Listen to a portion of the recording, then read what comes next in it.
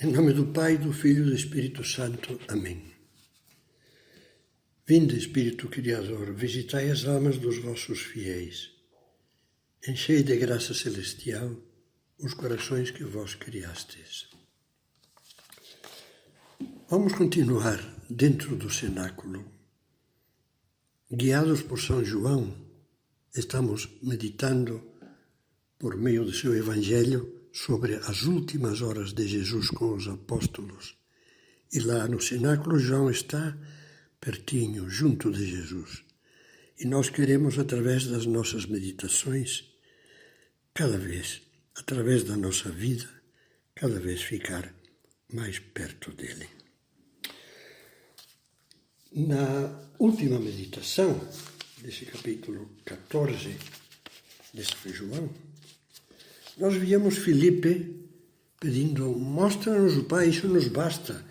E Jesus diz: quem me vê, vê o Pai. Não crês que estou no Pai e o Pai está em mim?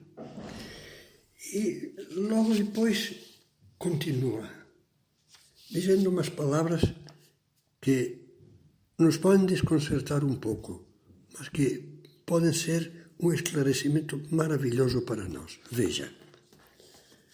Em verdade vos digo, quem crê em mim fará as obras que eu faço, e fará ainda maiores do que elas, porque eu vou para o Pai.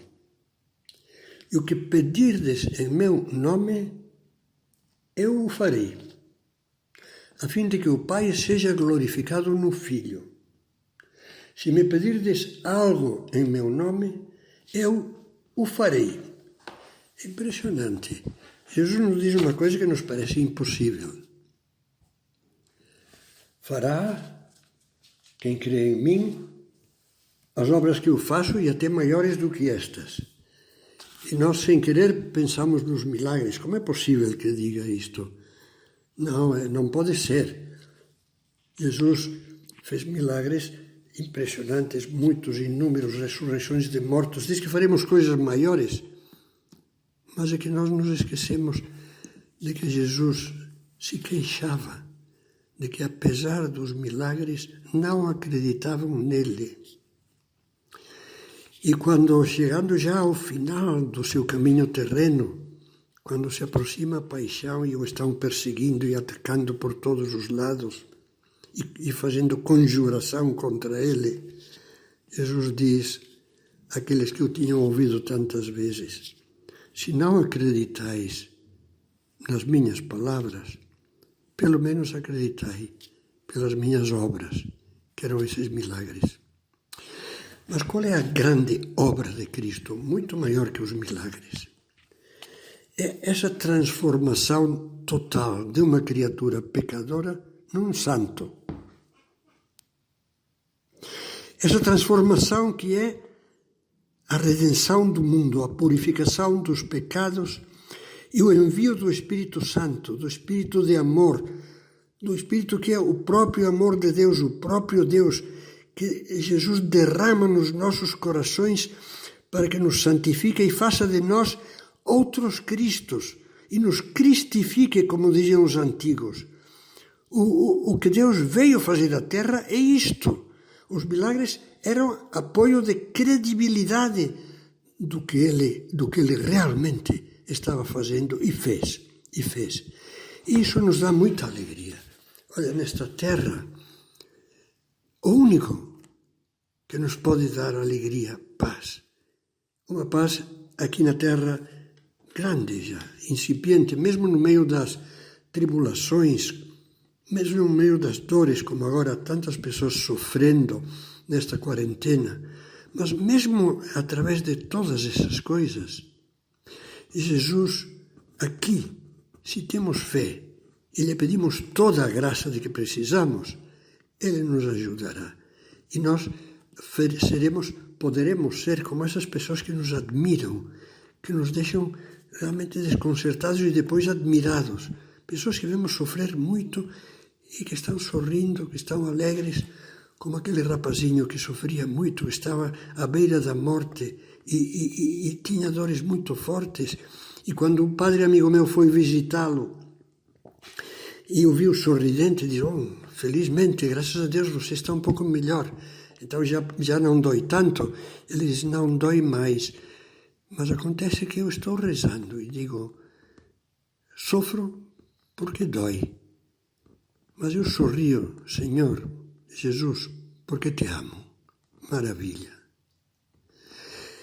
Jesus nos promete que o que pedirmos, o fará. Fará as obras que eu faço, maiores do que elas, porque chegaremos mais longe até entre todos para a santificação do mundo. E será Jesus que atuará por meio de nós.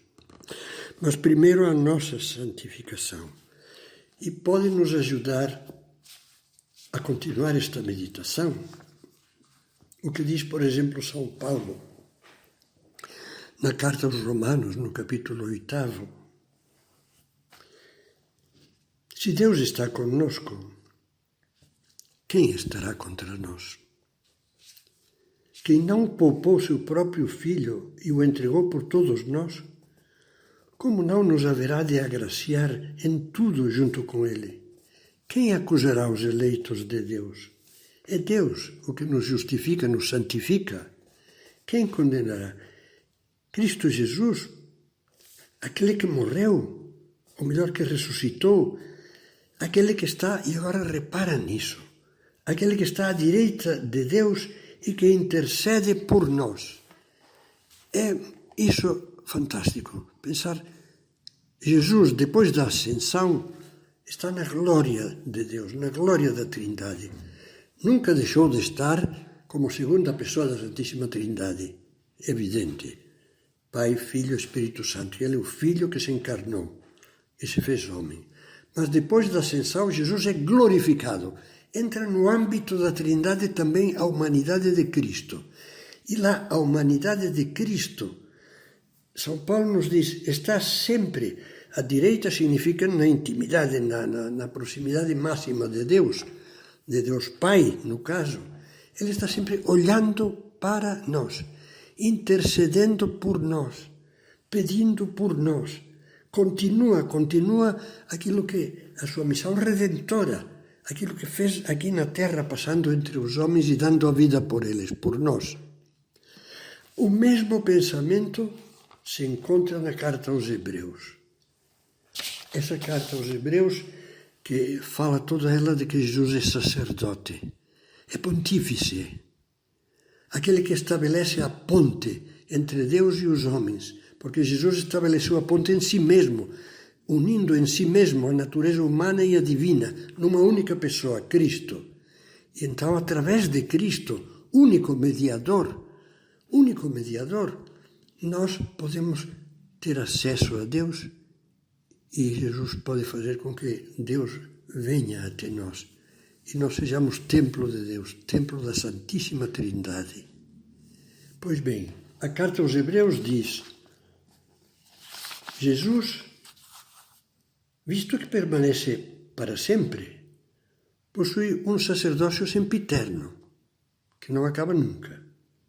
Por isso é capaz de salvar totalmente aqueles que por meio dele se aproximam de Deus, por essa ponte que é Cristo, visto que ele vive para sempre para interceder por eles. Você captou a grandeza disso? Temos Cristo vivo, o Filho de Deus feito homem, que morreu por nós, que nos ama.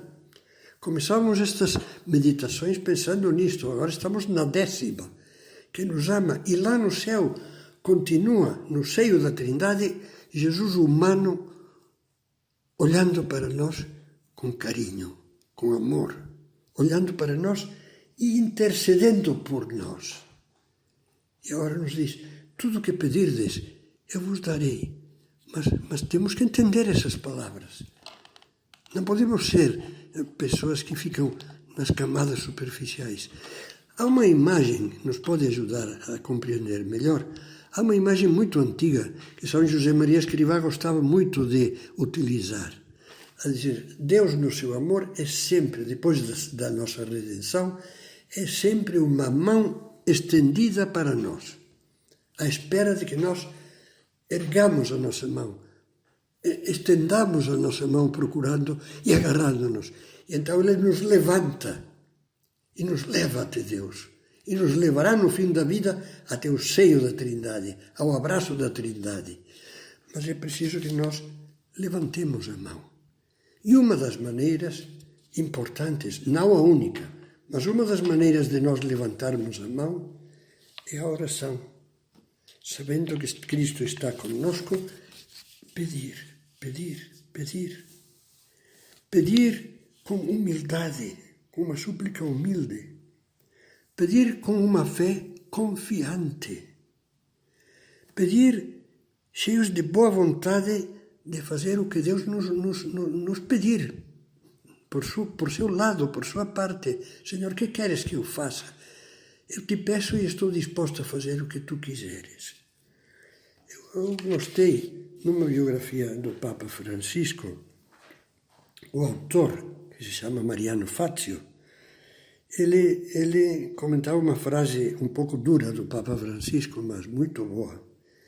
Falava daqueles que não valorizam a oração de petição, que acham que pedir é uma oração de terceira ordem. Eles devem se julgar grandes místicos, sei lá, não?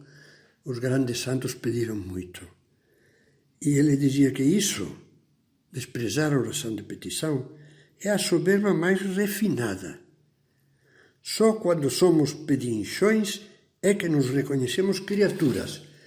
Isto é que nos reconhecemos criados por Deus, dependentes de Deus, filhos de Deus que precisam para tudo do Pai. Como é bonito pensar também no que dizia Santo Ambrósio, o bispo que recebeu Santo Agostinho no momento da sua conversão. Quem ora, enquanto ora, recebe, porquanto rezar e receber é a mesma coisa. Quer entender isso de que quem ora recebe? Então, abra o Evangelho de São Lucas. Abra o Evangelho de São Lucas no capítulo 11. E começamos agora a ler no versículo 9. É Jesus que fala. Pedi e vos será dado. Buscai e achareis. Batei e vos será aberto. Pois todo o que pede recebe, o que busca acha, ao que bate se abrirá. Quem de vós, sendo pai, se o filho lhe pedir um peixe, em vez do peixe lhe dará uma serpente? Ou ainda se pedir um ovo, lhe dará um escorpião? Ora, se vós que sois maus, sabeis dar boas dádivas aos vossos filhos, quanto mais o Pai dos céus dará o Espírito Santo aos que lhe pedirem. Isto é o que Cristo diz, isto é o que interessa. Jesus morre para nos enviar o Espírito Santo, para, libertados do pecado, nos enviar o Espírito Santo, o amor de Deus, que nos faz capazes de amar, capazes de ser bons, capazes de fazer o bem como Jesus, de quem São Pedro dizia, passou fazendo o bem. E esse sempre recebemos. Mal nos pomos a orar, já recebemos a graça do Espírito Santo. Ajuda para a conversão, ajuda para dar um passo à frente, ajuda para ser mais eficazes no apostolado. Como é impressionante também o que diz São João Crisóstomo.